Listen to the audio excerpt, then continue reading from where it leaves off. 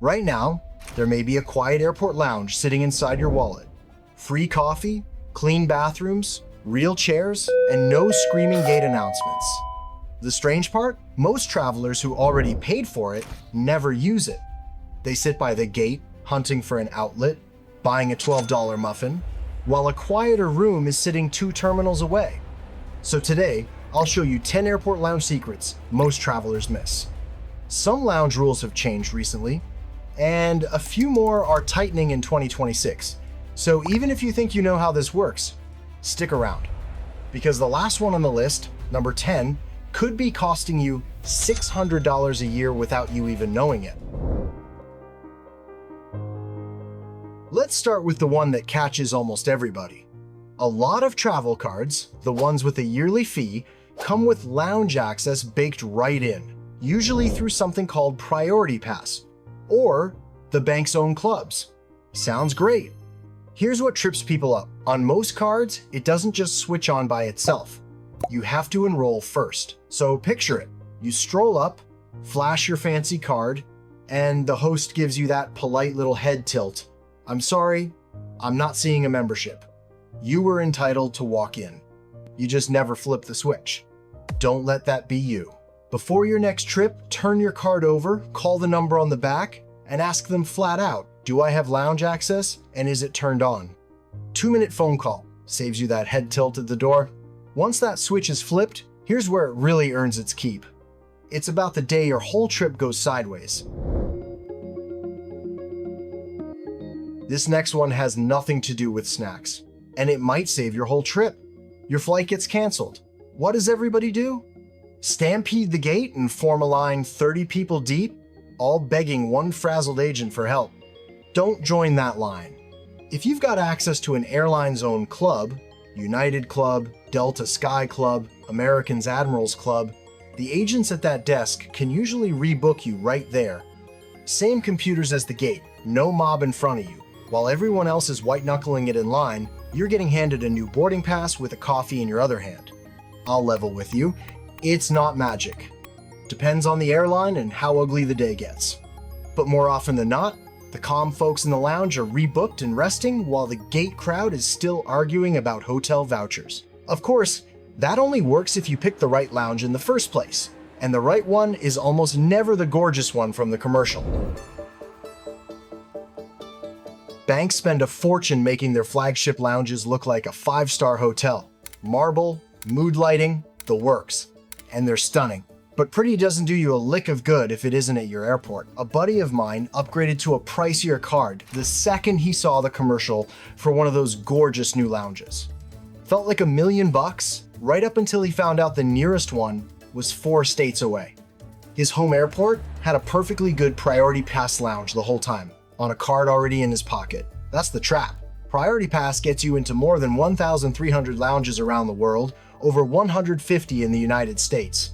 Boring brown carpet and all. So don't buy the brochure. Look at the airports you actually fly out of and ask what's already sitting there waiting for you. The answer's usually a lot closer than the fancy one. Now, what if you don't carry any of those cards at all? Don't go anywhere, because you can still walk right through that door. No fancy card? And no interest in one? That's perfectly fine. You can buy a day pass and walk right in. As of 2026, United runs about $59, but you've got to grab it in their app, not at the door. American's Admirals Club is around $79, and here's the nice part. It covers you all day, connection and all. But a couple things before you get your hopes up. Delta, don't even bother asking. They stopped selling day passes because their clubs were getting packed like a Costco on a Saturday afternoon. And even the lounges that do sell them can wave you off if they're full, because paying members cut the line ahead of you. So the rule is simple. A day pass is great on an ordinary Tuesday. It is a terrible plan on peak holiday travel days. A day pass buys you a seat, but it can't buy you the one perk that used to be the best kept secret in the entire airport, and almost nobody knows it's gone. For years, the slickest move in the building was this. Certain Priority Pass memberships didn't just get you into a lounge, they handed you a credit to eat at a real sit-down restaurant in the terminal. Order off a menu, knock about $30 a head off the bill, tip your server, stroll out, beats elbowing strangers at a cold buffet any day of the week. Here's the gut punch now, and this is the part folks haven't caught on to yet. Most of the big cards killed it. Amex dropped it years ago, Capital One's Venture X cut it, and Chase's Sapphire Reserve, the last holdout, pulled the plug back in the summer of 2024. A few cards still have it. Most don't. So do not assume yours does. Quick check, and this is the one and only time I'm going to send you digging in an app, open Priority Pass, log in, type in your airport, and look for a dining tab. Logged in and nothing shows up, you don't have it. So do this tonight, from your couch. The worst possible place to find out the perk is gone is at the register with a tray already in your hands. All right, you've found your lounge, you know your perks. There's just one thing standing between you and that comfy chair on a busy day, actually getting a seat. And this is where a lot of travelers lose the lounge before they even get to enjoy it, because having access does not mean they'll actually let you in. Picture the Sunday after Thanksgiving. You finally claw your way through security, your feet are barking, and you get to the lounge to find a sign taped to the door, at capacity. A dozen tired people parked outside, waiting for somebody to leave. Now picture the other version of that day. The night before, from your own recliner, you booked a seat in about 90 seconds. You walk straight past that line, the host waves you in, and you're in a chair with a hot coffee before the crowd outside even moves. This is where travelers over 50 get caught. Some lounge networks now let you reserve ahead. You wouldn't show up to Thanksgiving dinner without calling first. Treat the lounge the same way. Plaza Premium lets you book online. Others go through Dragon Pass or Priority Pass. On the holidays, on summer Fridays, that 90 seconds the night before is the whole ball game. So now you're in, and you've got a seat. Let me point you toward the one seat in the whole place the regulars never tell a soul about.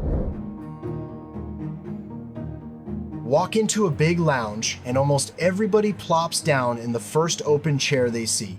Right by the door, right by the noise, right next to the bar. Rookie move. A lot of the bigger lounges have a quiet zone tucked away in the back.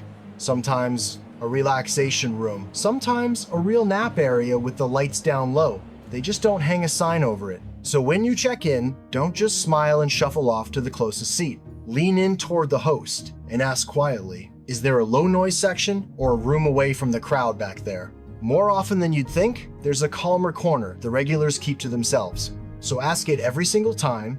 The regulars already do, and that's why they board a long red eye, feeling halfway human, while everyone else is running on fumes.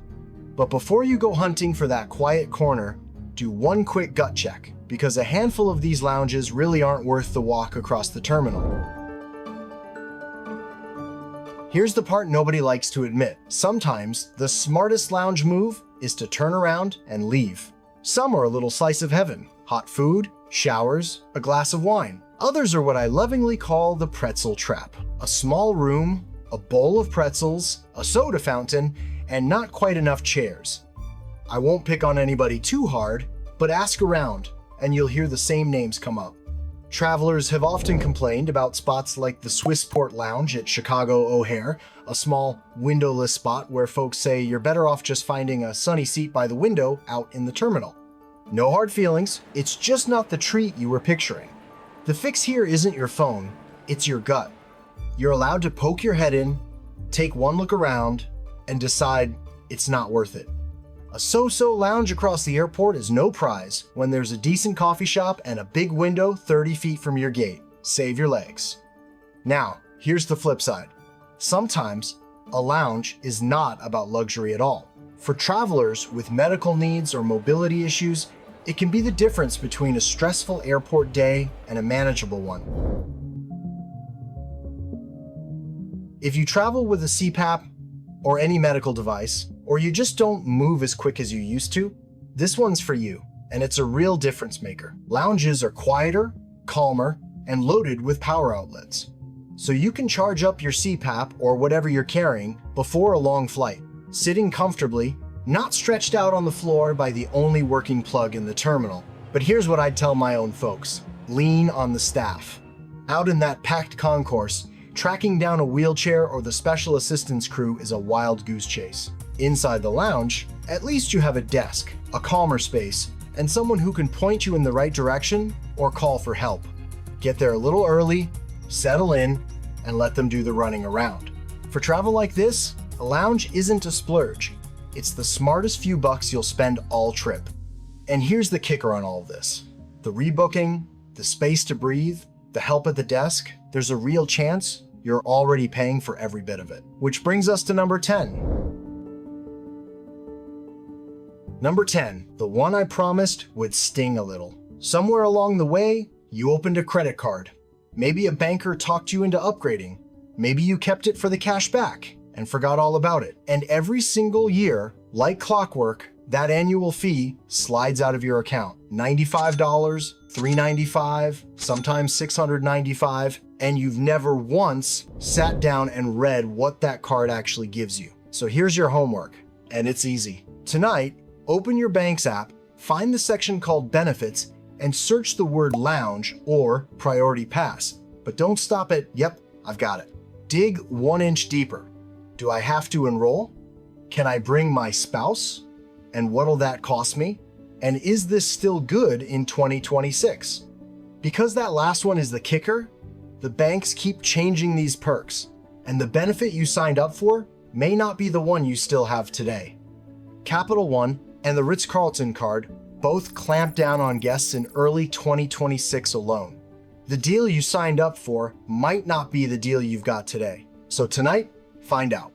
Either start using what you're paying for, or call them up and stop paying for what you never touch. And do me one favor before you go. Down in the comments, tell me which of these 10 surprised you the most. And if you've ever walked into a lounge that was a total letdown, go ahead and name it so the next traveler knows to steer clear. I read every single one. If this saves you a headache, tap that like button so it finds more travelers like us. And send it to whoever you fly with. Your spouse, your travel buddy, the kid who keeps booking you those crack-a-dawn flights. I'll see you in the next one.